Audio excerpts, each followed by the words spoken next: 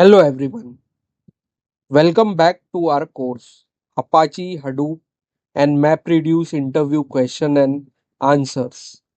In today's lecture, we will discuss a very practical and commonly asked interview question. How do you unzip.gz file stored in HDFS into a new directory in Hadoop? The question test your understanding of HDFS, your knowledge of Hadoop command line utilities, your understanding of compression in Hadoop. Let's break it down step by step. Suppose you have multiple .gz files stored in HDFS. Example file slash temp slash links.txt.gz. You want to unzip it and store the output in new HDFS directory like temp/unzip. Important thing to understand, HDFS do not provide a direct unzip command like Linux. So we need to use a combination of Hadoop fscat, Linux command gzip-d and Hadoop fs put command. So here is the working command. Hadoop fs-cat slash temp slash links dot txt.gz space pipe gzip hyphen d pipe hadoop fs hyphen put, then the output directory temp slash unzip slash link dot txt. Let's understand it in detail. Read file from HDFS. So that's why we have written Hadoop fs hyphen cat slash temp slash linked.txt.gz. This reads the compressed file from HDFS, sends the output to standard output, that is std out. Second part will be gzip -d. This decompress the stream, convert.gz compressed data into original context. And the third command will be Hadoop fs-put temp slash unzip link.txt. Means read from standard input, output gets stored in temp slash unzip link.txt.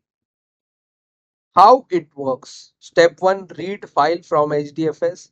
Step 2, decompress using GZip. Step 3, store result back to HDFS. The pipeline architecture will be HDFS to streams, then decompressed, then to HDFS. Alternate command in Hadoop 2 and 3. This works. We'll write Hadoop fs hyphen text slash temp slash link dot txt dot gz, then space, then greater than links dot txt. But this saves the output locally. Then we need to upload it back to HDFS. So the pipeline method is more efficient. Important interview point. .gzip is not splittable. Only one mapper process for one GZ file.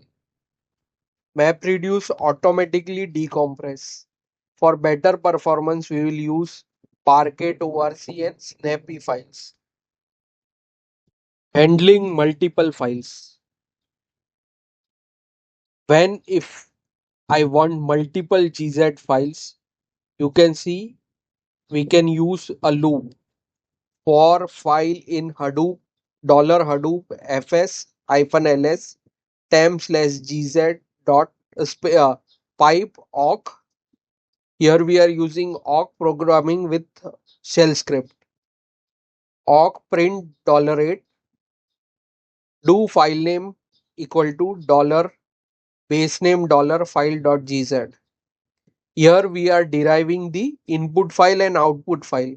So for that we have used awk. Then we will write Hadoop fs cat dollar file pipe gzip hyphen d Hadoop fs hyphen put to temp unzip file dollar file name. This will process all GZ files, remove .gz extension, store them in new HDFS directories. So this is an example. In production environment, instead of manually unzipping, use Spark to read compressed file directly or process them in as in a map reduce or store data in splittable compressed format like Parquet or ORC. Manually unzip is usually done for data migration, pre-processing and debugging. If interviewer asks how do you unzip .gz file in Hadoop, you should answer Hadoop does not provide a direct unzip command. We can stream the file using Hadoop fs-cat, decompress it using gzip-d, and pipe the output back to the HDFS using Hadoop fs put command. This works in Hadoop 2 and 3 version. That's a strong and confident answer.